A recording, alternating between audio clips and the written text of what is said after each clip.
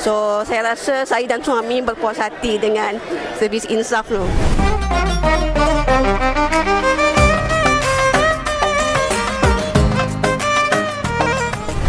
Bismillahirrahmanirrahim. Assalamualaikum warahmatullahi wabarakatuh.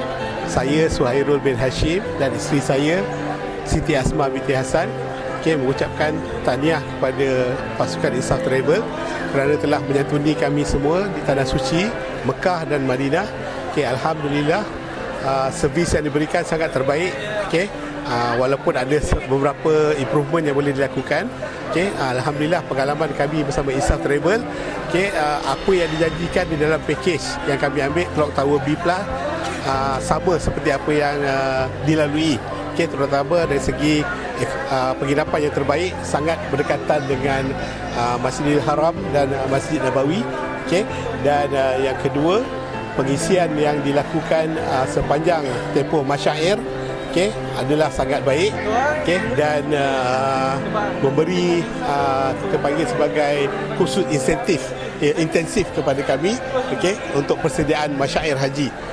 Dan seterusnya, pembimbing yang diberi oleh pihak Insaf seperti Ustaz Pilot, Ustazah Asma Harun, Ustazah Siti Fatimah, Ustaz Zuhdi dan lain-lain, sangat membantu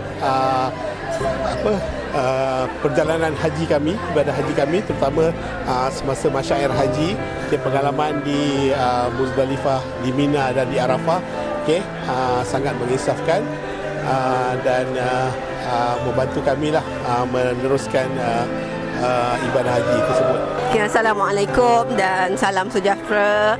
Saya Siti Asma Hassan, salah seorang daripada jemaah Insaf. Alhamdulillah, saya berpuas hati dengan perkhidmatan yang diberikan oleh Insaf. Saya rasa paling best adalah dari segi logistik, yang mana distance daripada hotel ke tempat Masjidil Haram dan juga Masjid Nabawi sangat dekat dan memudahkan urusan beribadah dan juga urusan peribadi, sebab kita pun faham masing-masing kekangan diri kan. And then pasukan pembimbing yang diberikan juga saya rasa sangat komprehensif. Dia melibatkan saya rasa aspek menyeluruh jugalah, termasuk manasik haji oleh Ustaz Pilot, kepimpinan pembimbing rohani oleh Ustazah Asma Harun, dan juga pembimbing agama dan fiqh wanita oleh Ustazah Siti Fatimah. Dan tak lupa jugalah Ustaz Zuhdi, ada Ustaz Amin yang all the time membantu jemaah.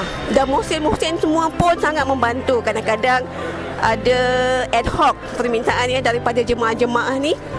Memang tak lekang lah, memang sentiasa membantu, walau apa jugalah yang jemaah minta tu. Terima kasih, Alhamdulillah, syukur atas pengalaman selama 46 hari. Saya rasa saya dan suami berpuas hati dengan servis Insaf tu.